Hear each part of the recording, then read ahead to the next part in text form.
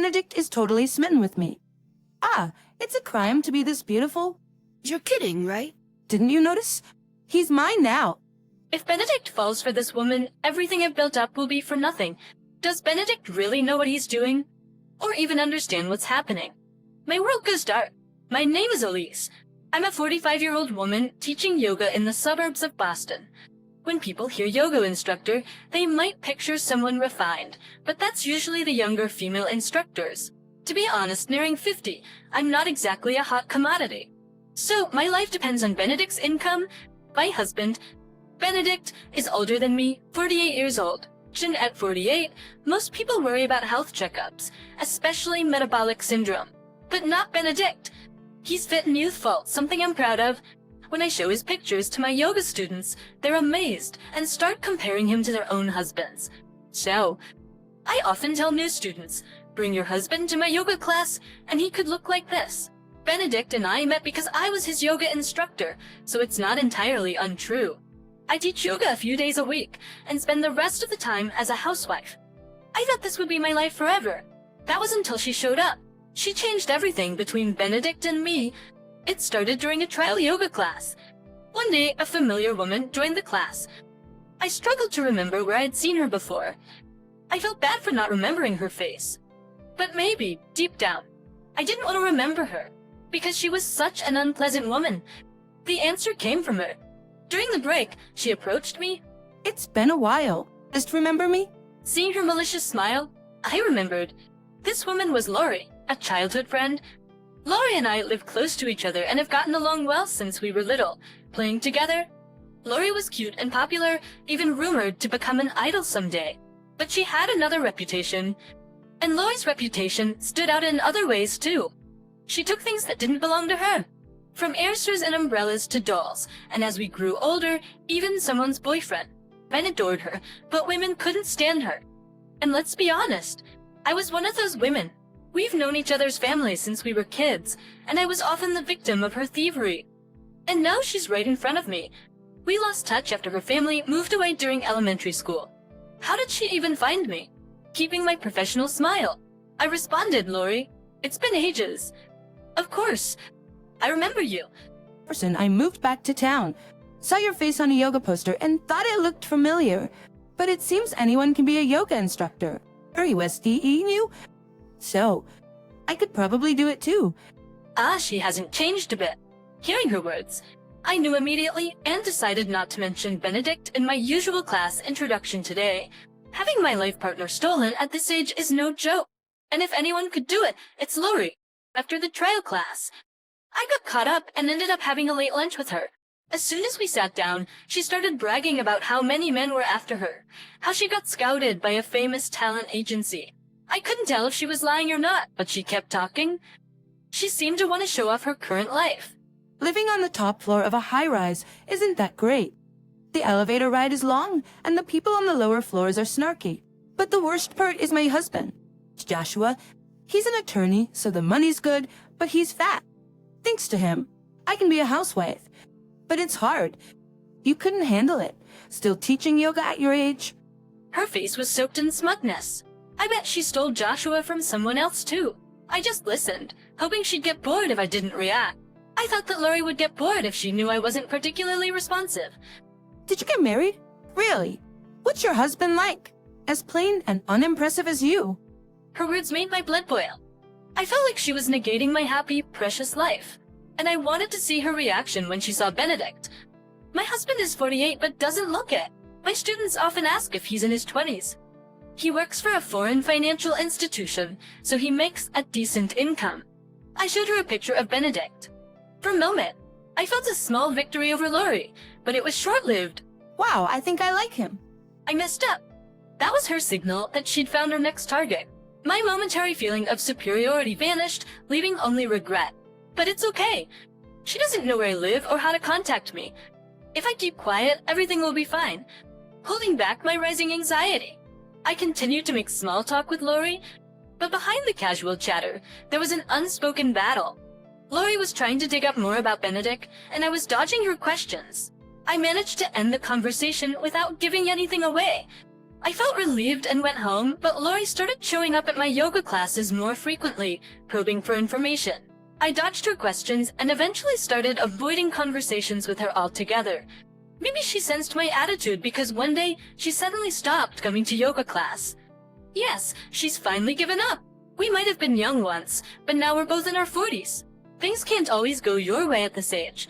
Serves you right. Expectations, I felt like I had finally won and did a little fist pump. But the real winner was Lori because she had already gotten close to Benedict. For a while, life returned to normal.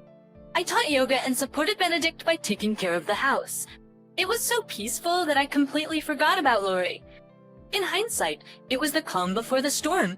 While I was enjoying my peaceful days, I noticed that Benedict's behavior had started to change. Lori, I'm a cheater. See, I'll eat lunch for a while.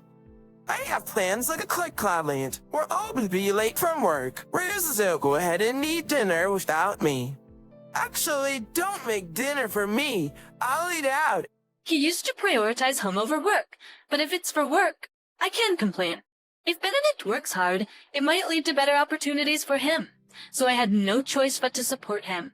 Just around the same time, I started teaching a new evening yoga class, so I didn't have time to think too much about it. So I did Benedict at his word. I was naive to think that both of us getting busier was a good thing. Now that I think about it, I was really stupid. Then one day, Lori showed up in my yoga class again. During the class, she kept giving me this smug look. It's the face I hate the most. After the class, while I was cleaning up, Lori approached me. She said to me with a relaxed smile and a mocking tone, "Your husband is really something. He's such elegant table manners, and his dimples when he smiles are so cute.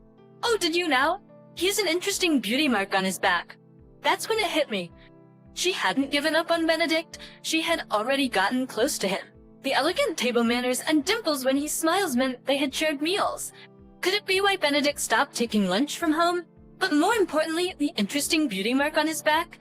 If I connect that with Benedict coming home late and smelling like a different soap, the answer is clear.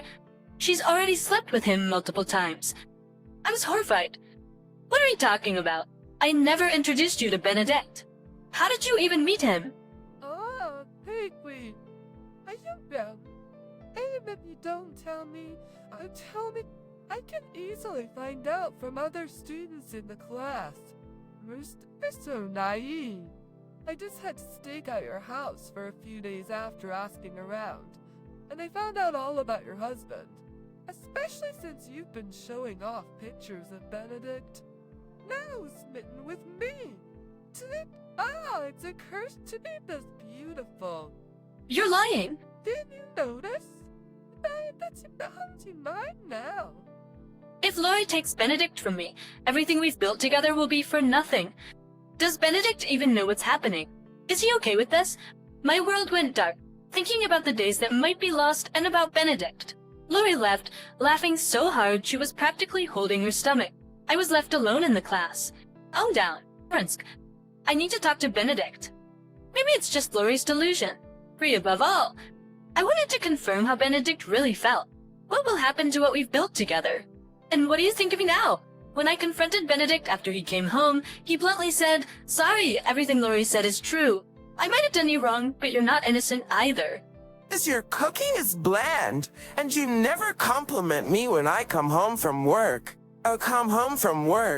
At least you're always ordering me around, telling me to exercise and use this lotion. On the other, his kind is kind, and me likes whiter actions. She always says I'm wonderful and her cooking is delicious. Duh, Arsha silly. Wait, the seasoning and the exercise, it's all for you. And what about our promises? You said back then. Benedict cut me off and yelled, "Shut up.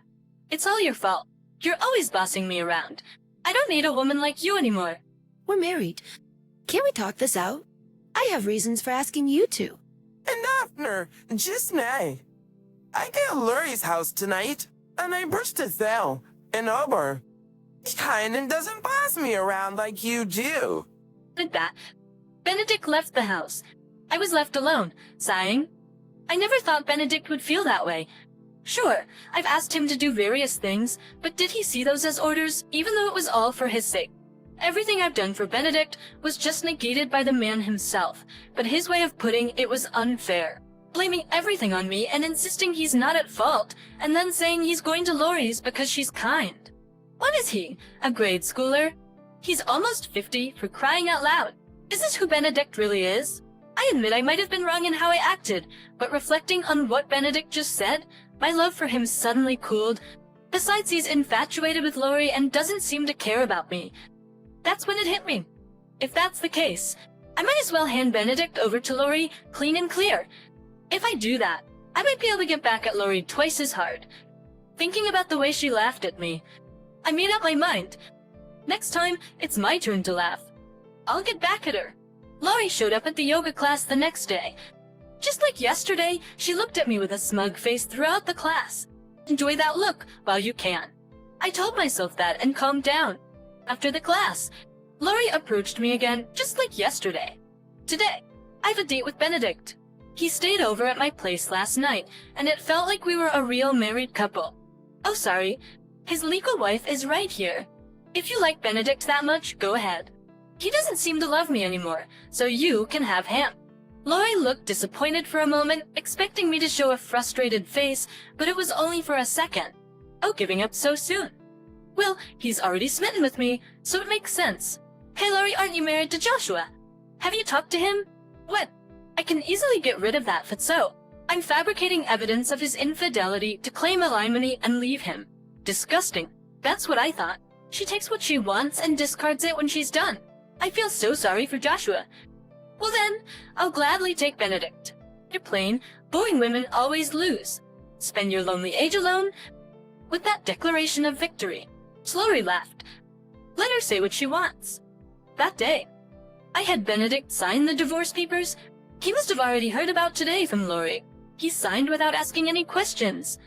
Touching him, I thought how quickly our happy days had come to an end. But I don't want to have regrets. Before either of us could change our minds, I submitted the signed divorce papers to the court. Now I'm single. I rented an apartment nearby and started living alone. However, living on just a yoga instructor's salary felt a bit insecure, so I started dipping into my savings. But even while living alone, I was in contact with someone without fearing the future. All I had to do was wait for their response. A few months later, Lori came back to the yoga class. This time, she waited until after the class. She came up to me and suddenly started crying. What's wrong with that man? He was so wonderful at first, but as soon as we got remarried, he started gaining weight and his skin got bad. Now he's just a regular fat old man, and his salary is low. I had high hopes because he said he worked for a famous foreign financial institution. What's going on? Here it comes. Holding back a smirk, I calmly responded to Lori. Don't worry, listen carefully. The reason he was slim and handsome was all due to my meal planning and exercise guidance.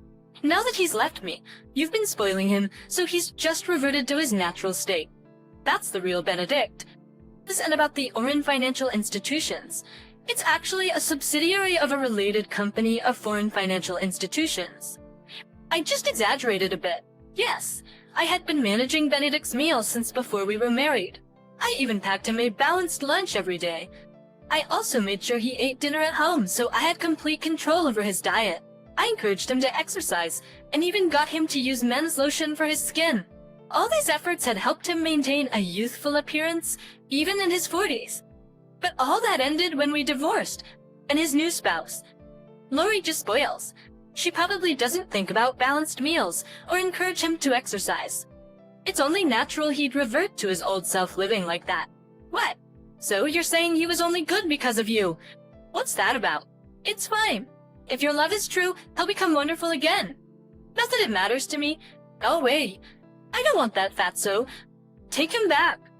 I'm amazed at how this woman can talk about people as if they're objects. But of course, I have no intention of taking him back. Too bad.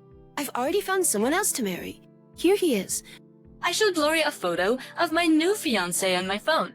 The man on the screen was a well-built, kind-looking man wearing an attorney badge. What? Who's this guy? He's amazing. Hey, I'm a better match for him than you all are. Let's swap, okay? How about Benedict for him? Now it's my turn to laugh out loud. Finally, why don't you ask him yourself? Ask him to marry you? Ask him to get back together with you. Because this man is your ex-husband. What? How did Joshua turn into such a great guy? You're lying. And I can't stand the idea of you being with such a handsome man. Still saying that, huh? I was utterly amazed. I'm not lying. The person I'd been in contact with while living alone after divorcing Benedict was none other than Lori's ex-husband. Joshua, I was in contact with him, of course, to get back at Lori. But I dramatically changed Joshua's appearance through meal planning and exercise.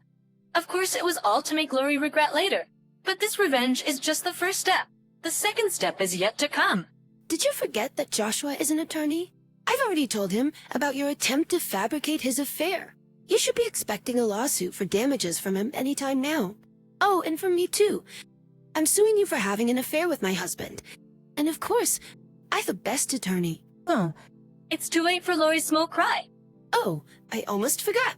Benedict got his current job through a client from a yoga class. I've told them about this whole mess, and they were really disappointed.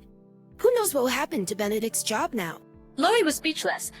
I left her standing there and gracefully exited the class. Serves you right. You got what you deserved. After some time, Lori had to pay a hefty sum in damages due to our lawsuits. She had to sell the luxury apartment she got from divorcing Joshua, and now she and Benedict are living in a cheap apartment. Just like I said, Benedict's salary got even lower due to his demotion, and now Lori has to work too. Some of my yoga students work at the same place as her, so naturally, I told them about Lori. My students are all saying things like, "What a terrible woman." At least you've been through a lot. We'll make sure she gets what's coming to her. I can't wait to give her a hard time. As for me, I happily remarried Joshua. Thanks to my dedicated meal planning and exercise guidance, he's undergone a dramatic transformation from his previous overweight condition and is even featured in magazines now. His legal practice is booming, and he's swamped with work, which is a good problem to have. Unlike Benedict, Joshua listens to my advice and appreciates it, so I'm even more motivated to prepare his meals. Oh, and the luxury apartment Lori had to give up. We're living there now. From the windows of our high-rise apartment, the building where Lori and Benedict live looks so small, it's almost laughable. My revenge is complete. From now on, I plan to live a peaceful and happy life with Joshua.